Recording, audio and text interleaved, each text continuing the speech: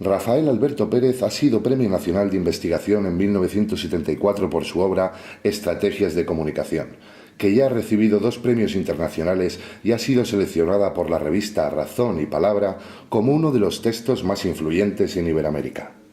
Hablar de la nueva teoría estratégica tiene la complicación añadida de que lo nuevo es con referencia a lo anterior, por lo tanto habría que definirla por sus diferencias, por sus elementos diferenciales.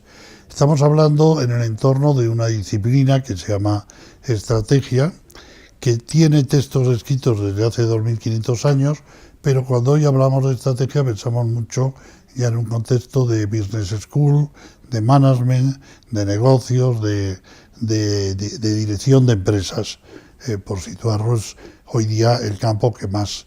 Pero este es un tercer, con todo es un tercer paradigma. Por el medio estuvo el matemático de la teoría de los juegos y desde el inicio el militar. La nueva teoría estratégica surge publicada en 2001 como consecuencia de una crisis anterior que sufre un grupo corto, yo diría, de teóricos, en general sajones.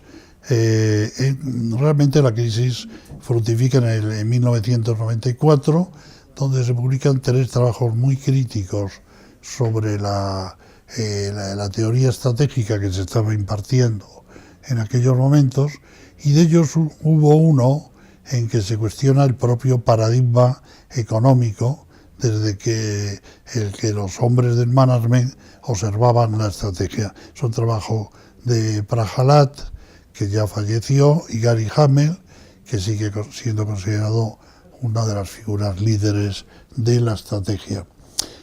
Aquel cuestionamiento del paradigma era bastante fuerte porque era una enmienda a la totalidad. Aparte de eso, un canadiense, Henry Midler, critica la planificación estratégica y era una crítica hacia la rigidez del pensamiento estratégico, y Paul Ormerod se cuestiona los propios principios económicos que se están aplicando en un libro que en inglés no hay que comprar, no hay que leer, basta con ver el título y la portada, pero en español la editorial dulcificó quitando la soga que tenía la portada y el título, que se llamaba La muerte de la economía. Por lo tanto, creo que fueron 3 trabajos muy fuertes y muy críticos. Realmente aquello del 94 fue una chispa que dentro de mí produjo un incendio, y dije, si aquellos señores que eran tan importantes y tan reconocidos se cuestionaban, pues entonces alguna de mis sospechas podía tener razón, y se planteé una propuesta desde otras perspectivas. Los puntos de diferencia con respecto a las propuestas convencionales o tradicionales, por lo tanto, y si en línea con lo que estaba diciendo, pues el primero es el paradigma. El paradigma en que se estaba trabajando hasta ese momento era un paradigma de corte económico, cartesiano fragmentario, es decir, dividir para estudiar las partes por separado, y muy lineal. Frente a esto, la nueva teoría propone el paradigma de la complejidad, que en Europa ha elaborado y popularizado Edgar Morin, y que es muy conocido en este sentido.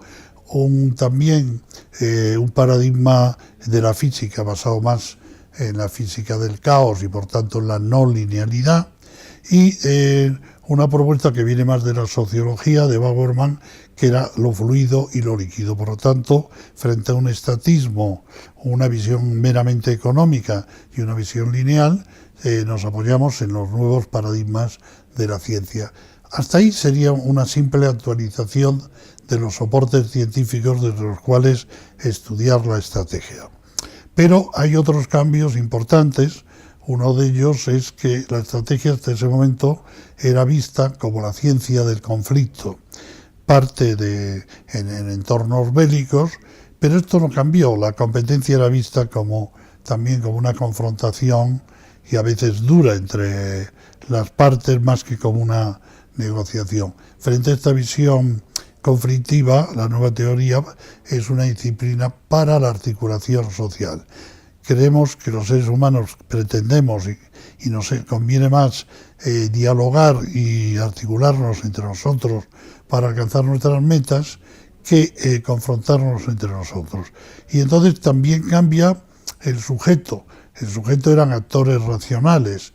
Si miramos los sujetos de los libros del management, no se separa mucho de los psicópatas de algunas películas, y hay algún libro en este sentido que equipara el actor racional, y ahí todos recordamos a un Bardem inexpresivo ganando un Oscar precisamente por ser racional pero sin sentimientos, sin empatía y sin emociones. Las emociones no estaban en el management, se incorporaron después gracias a los esfuerzos de un portugués, de Antonio Damasio, aunque se atribuyen más a un periodista que lo popularizó. Por tanto, seguimos cambiando elementos, paradigmas, sujetos, enfoque aproximativo. ¿Y cuál es el nuevo sujeto? El ser humano relacional, el que se despliega en la relación con los demás, más el fenómeno que el genoma, para entendernos. Por lo tanto, dotado también de intuición. Es curioso observar que de los 10 modelos que existen al uso de cómo hay que hacer una estrategia del management, que ha popularizado el management, la intuición ha desaparecido. Prácticamente están dominados por esquemas racionales donde tampoco aparece la emoción, se aparece muy poco. Por tanto, todo esto va justificando lo de nueva. Y un aspecto importante en este enfoque es que se refunda la disciplina, realmente no se retoca, se refunda desde una matriz comunicacional, porque en la comunicación los seres humanos no relacionamos. Es transdisciplinar, como corresponde al paradigma de la complejidad, pero toda esa transdisciplinaridad se vuelca en una matriz relacional, porque no solo los seres humanos, las organizaciones son conjuntos de personas que tienen que ofrecer a otras personas servicios, productos, determinados bienes sociales, y si no se articula con ellos, si no se entiende lo que están presentando o ofertando, pues quedarían fuera del juego también. El que haya nuevas teorías, estamos hablando de una nueva teoría, no es importante. Lo importante es realmente en qué medida esto nos afecta, ya sea como profesionales, ya sea como particulares. Y en este sentido, la pregunta del millón, ¿para qué nos sirve todo esto? ¿Si es un esfuerzo, es humo en el aire flotando o tiene aplicabilidad? En mi opinión, tiene mucha aplicabilidad, pero tal vez primero habría que recordar que cuando hablamos de estrategia estamos hablando de elegir una ruta u otra hacia nuestro futuro. Y hay muchas empresas que eligen la ruta equivocada o no entienden bien el futuro y piensan que es una mera proyección del pasado. No se imaginan nuevos futuros. Si miramos las empresas que han triunfado, tenemos todo el mundo de la informática, tenemos el mundo de Windows, de Google, son personas que se han imaginado futuros que no eran mera proyección del pasado que habíamos vivido. Metieron elementos, emergencias, elementos muy propios de la teoría de la complejidad. Y entonces, después que se lo imaginaron, trazaron rutas. ¿Cómo podemos hacer esto de forma más útil? Pues lo primero que afecta en este sentido es porque le dice al directivo de una organización, vamos a ponerlo en la figura de un directivo que estudia esto en su carrera y que a su vez lo aplica en sus empresas, que la estrategia es otra cosa distinta de lo que él creía. La estrategia es un sistema que tienen todos los seres vivos. La estrategia es, como pueda ser, el sistema inmunológico, que nos protege de las relaciones externas que nos invadan.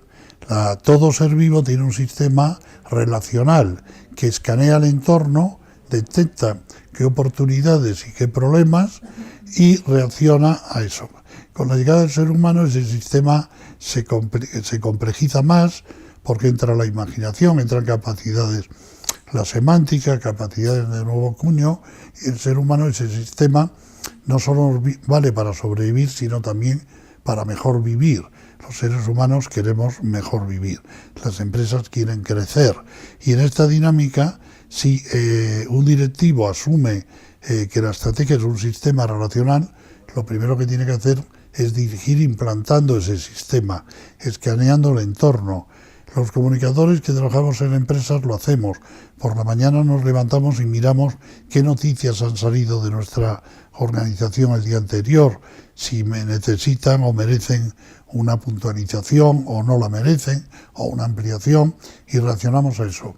Pues eso es lo que hay que hacer, establecer un sistema estratégico relacional en la organización, ir pilotándolo como conducimos un coche. Entonces eso es mucho más fácil que todo este constructo estratégico que está proponiéndose a los directores de las organizaciones, y es mucho más sensible a los cambios del entorno. Tiene claras ventajas en ese sentido. También modifica el comportamiento de los comunicadores, porque los comunicadores pasamos a jugar un papel más importante, porque somos las personas que tenemos que montar el sistema y empezar esa dinámica de captación. Pensamos que comunicar es hablar, pero comunicar sobre todo es escuchar. Tenemos que ser sensibles a esas modulaciones del entorno y, por lo tanto, nuestro papel no es instrumental, sino que el director de comunicación de una organización debe estar en la mesa de dirección y no le deben dar una estrategia y decirle ahora difúndela, sino que él debe ser copartícipe de esa estrategia. Yo soy consultor estratégico y muchas veces me dicen, ¿tú eres consultor estratégico en comunicación? Y yo digo, no, yo soy consultor estratégico desde la comunicación. Es la comunicación la que me permite esa visión de escucha, la que me permite aconsejar la estrategia de la organización. Esos son tal vez algunos de los cambios más significativos.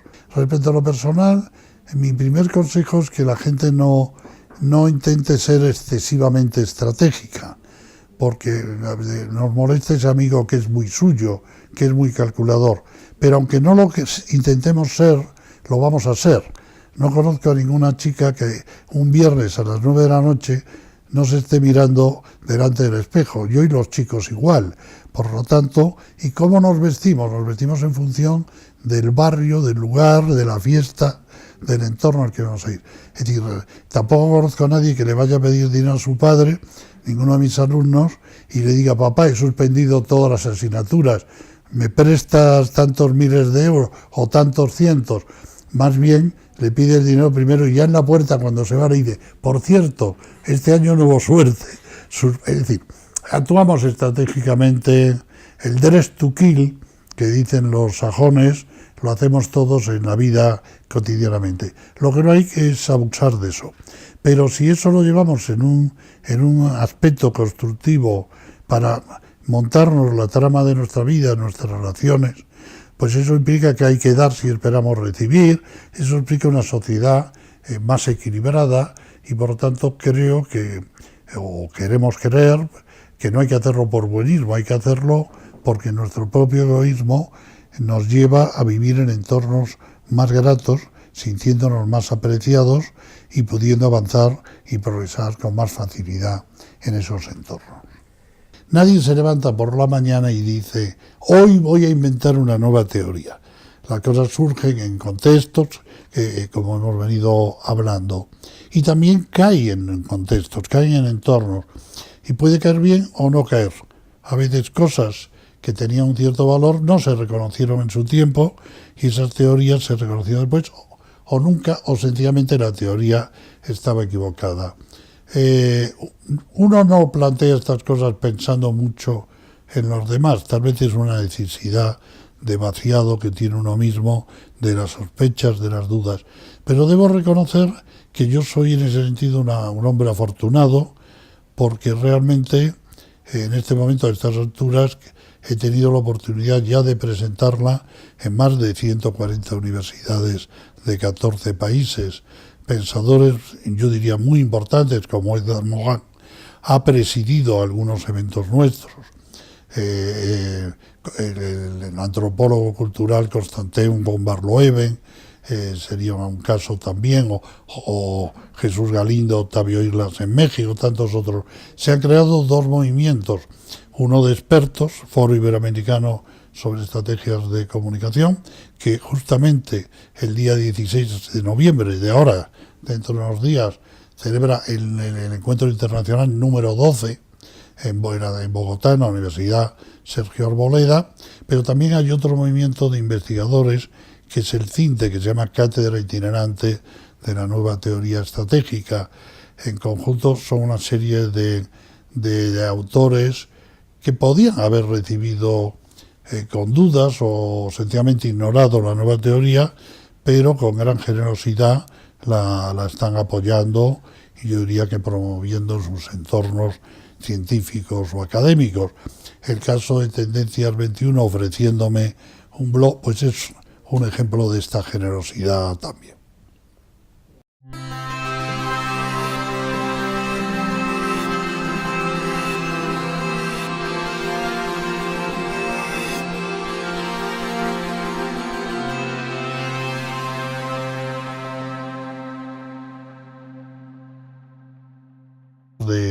De dirección de empresas, por situarlos hoy día el campo que más. Pero este es un tercer, con todo es un tercer paradigma. Por en medio estuvo el matemático de la teoría de los juegos y desde el inicio el militar. La nueva teoría estratégica surge que definirla por sus diferencias, por sus elementos diferenciales.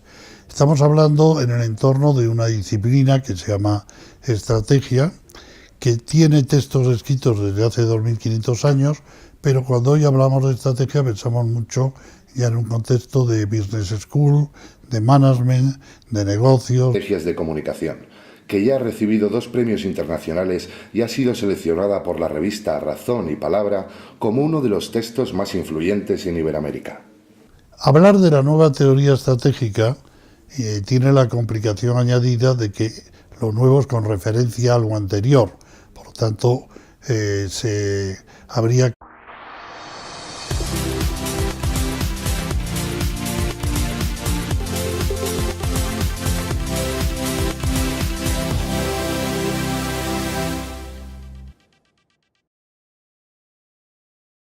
Rafael Alberto Pérez ha sido Premio Nacional de Investigación en 1974 por su obra Estrategia. Publicada en 2001 como consecuencia de una crisis anterior que sufre un grupo corto, yo diría, de teóricos, en general sajones. Realmente la crisis fructifica en 1994, donde se publican 3 trabajos